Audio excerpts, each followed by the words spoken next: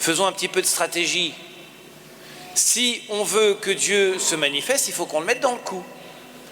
Eh bien, je vais vous expliquer comment ça se passe. C'est comme la trottinette. Qui sait faire de la trottinette? Est-ce qu'il y a une trottinette parmi nous? Non, il n'y en a pas. Bon. Alors, le principe de la trottinette, c'est le suivant. Vous enfourchez la trottinette. Attention, c'est technique. Et je fais de la trottinette dans mes rêves seulement.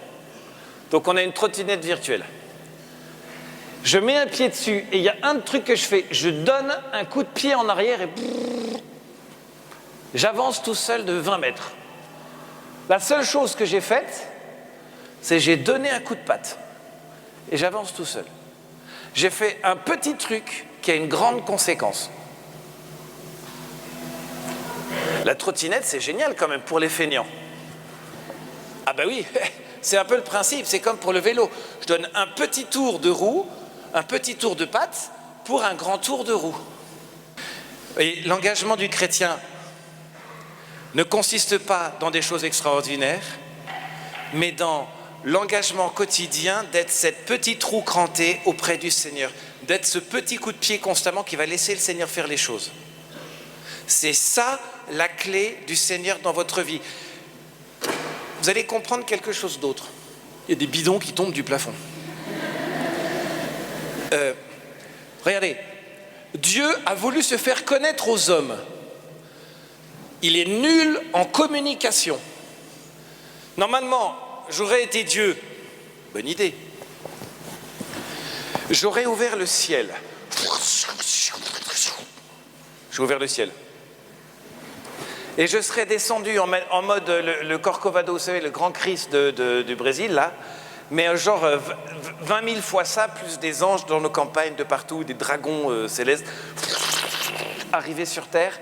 Et là, tout le monde fait « Waouh, mon Seigneur et mon Dieu !» Et ils auraient tous cru. Et on ne serait pas là en train de se prendre la tête. Sauf que ce n'est pas ça du tout qu'il a voulu faire. Il nous aime tellement qu'il a voulu respecter notre liberté. Donc il n'a pas débarqué en disant « Poum, coup de massue dans ta tête, je suis là, je suis ton Dieu, ton Créateur, tu vas m'adorer. » Il est descendu dans un bled paumé, dans un coin paumé, entre un âne qui sent l'âne, un bœuf qui fouette, une nuit où ça caillait, dans un bled où les gens ne sont même pas capables de recevoir une femme enceinte qui va accoucher. Donc, vous voyez, et il s'est fait adorer par des bergers qui devaient picoler pour tenir bon la nuit. Tu dis, mais ton plan com est nul. Comment tu veux que la terre entière te connaisse? Eh bien justement, il m'a dit, mais c'est pas moi qui vais me faire connaître la terre entière. C'est vous.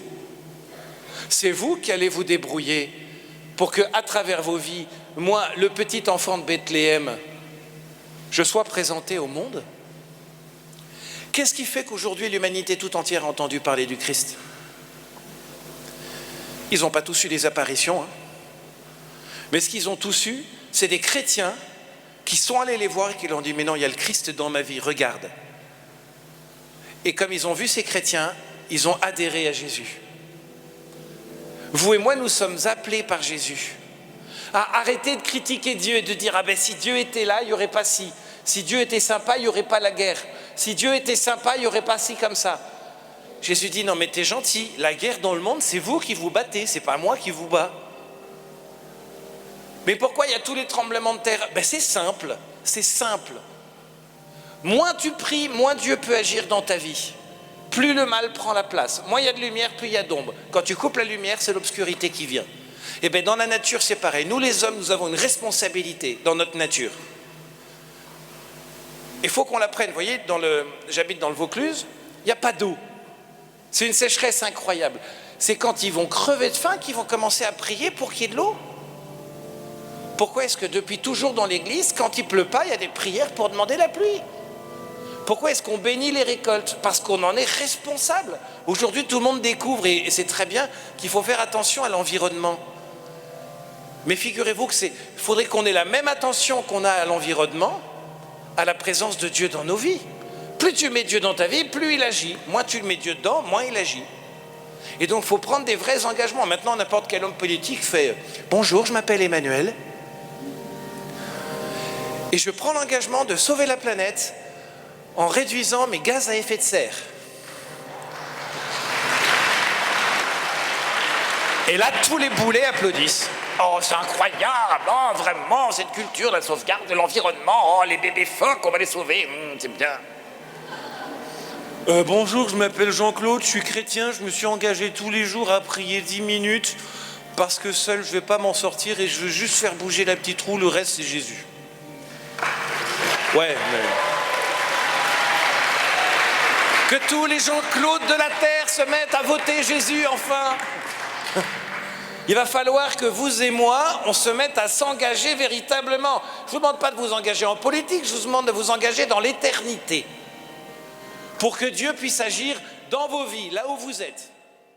Les grands miracles dans votre vie, les enfants, vont venir du fait que tous les matins, vous allez vous mettre à genoux et vous allez dire « Seigneur, tu ne me lâches pas aujourd'hui, parce que moi, je vais te gratounetter, je vais te chercher, je vais te faire gratte, gratte, gratte. » Connaissez, tu peux te lever, s'il te plaît?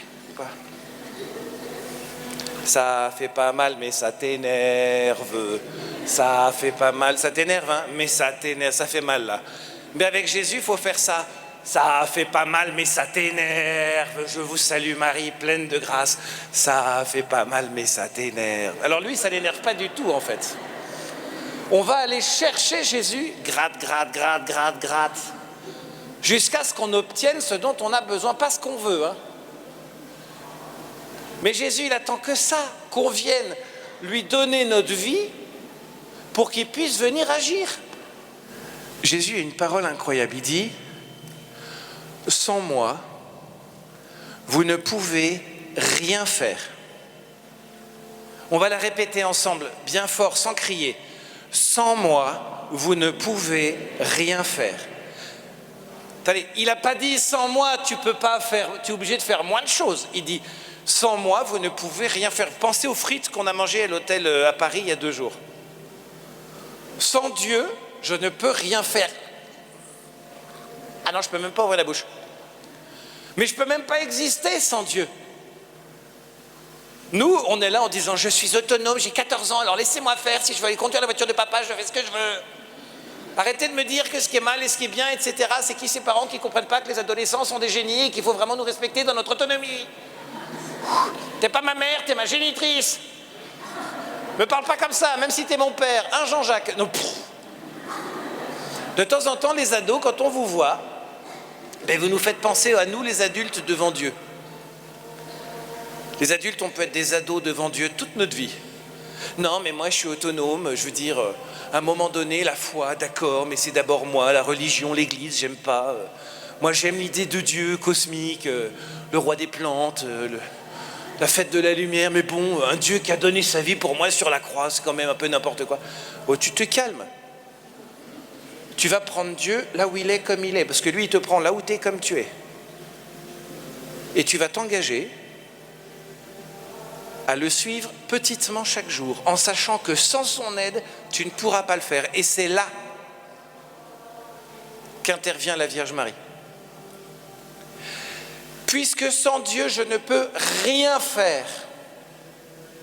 Ça veut dire qu'il permet, même quand je fais des bêtises, voyez, regardez, quand vous faites une bêtise, quand je fais une bêtise, Dieu est là parce qu'il permet que je le fasse, parce qu'il respecte ma liberté. Est-ce que vous comprenez à quel point il vous aime? Regardez.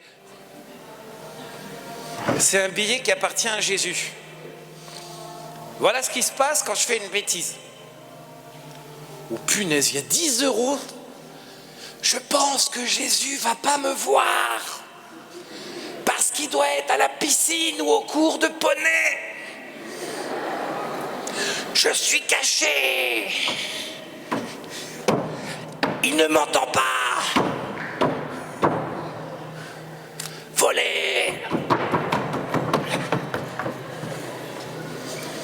Et là, tu as Jésus qui te regarde, tu fais « Espèce d'andouille, je t'ai vu. Tu sais bien que je suis là, mais je t'ai laissé faire. Pourquoi? Parce que tu es libre. Parce que tu es libre. Même tes bêtises, tu peux les faire que parce que je te permets de les faire. » Eh bien oui. C'est pour ça que tu as l'air bête. Pourquoi est-ce qu'on n'aime pas aller se confesser? Parce qu'on est tellement humilié qu'on se rend compte que Dieu lui-même était présent quand j'ai fait ma bêtise. C'est comme si on allait voir Dieu. Je suis caché derrière mon doigt. Tu me vois pas. Et Dieu fait, ouais d'accord, on va dire que je te vois pas.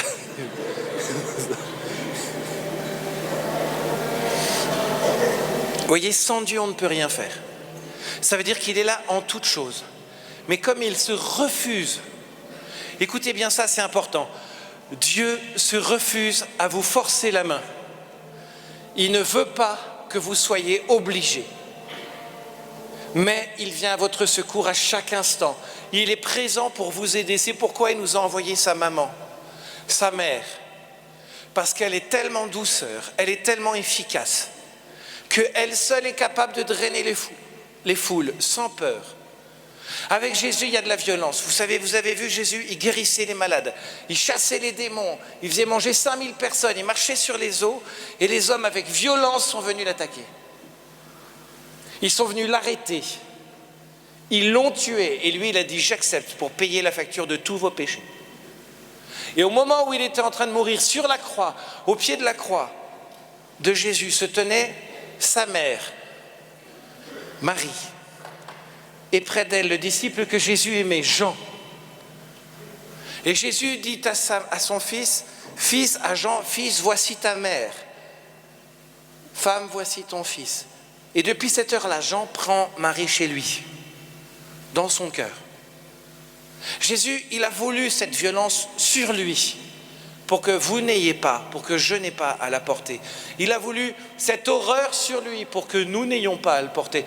Est-ce que quand vous êtes allé vous confesser, on vous a frappé, on vous a flagellé? Est-ce qu'on vous a accusé? Non, parce que c'est lui qu'on a frappé, accusé, flagellé à notre place. Il faut juste être conscient de ça, pas en culpabiliser. Écoute. Oui, t-shirt rouge. C'est juste le message le plus important de la terre. Dieu s'est fait homme pour qu'on soit sauvé. Et le salut vient du fait qu'il a payé la facture pour nous. Une fois qu'il a payé la facture, il est monté au ciel, il a envoyé l'Esprit Saint et il nous a donné la Vierge Marie. Au quotidien. Parce que elle, si elle est notre mère, elle nous aidera tous les matins à nous mettre à genoux. Il me reste 3 minutes, alors perdez pas ce qui va venir. On ne va pas quitter Lourdes comme si rien ne s'était passé. Ce soir, on va s'engager. On va tous prendre un engagement. Il va falloir que vous le priez, cet engagement. Vierge Marie, qu'est-ce que tu attends que je prenne comme engagement? C'est quoi la petite roue que je vais faire? Je ne vous demande pas un grand truc, mais des petites choses auxquelles vous serez fidèles. Et si jamais vous n'y arrivez pas, ben vous vous relevez, vous demandez pardon et vous repartez. Ça, c'est l'engagement que vous allez prendre ce soir. Ça peut être beaucoup de choses. Ça peut être d'enfin mettre le couvert avant qu'on me le demande. Vous savez que ça peut sauver le monde, ça. Si vous le faites par amour pour Jésus. Ça peut être, quand maman rentre le soir ou papa, d'aller lui faire un bisou. Au lieu de lui dire « Ouais, j'ai pas besoin de ta tendresse alors que t'en crèves. » C'est pas drôle. Ça pourrait être d'arrêter d'insulter ton frère, d'arrêter de blesser ta sœur. Ça pourrait être de faire ton lit le matin.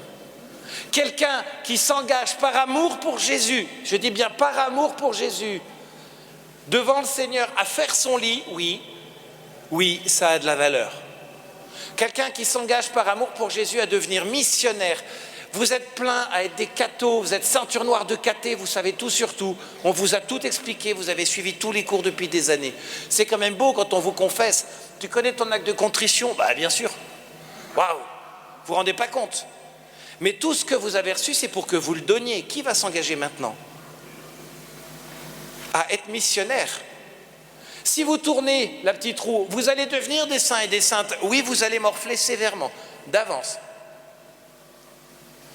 Mais vous allez goûter au ciel dès cette terre. Et vous allez aspirer au ciel de tous vos cœurs, de tout ce que vous êtes.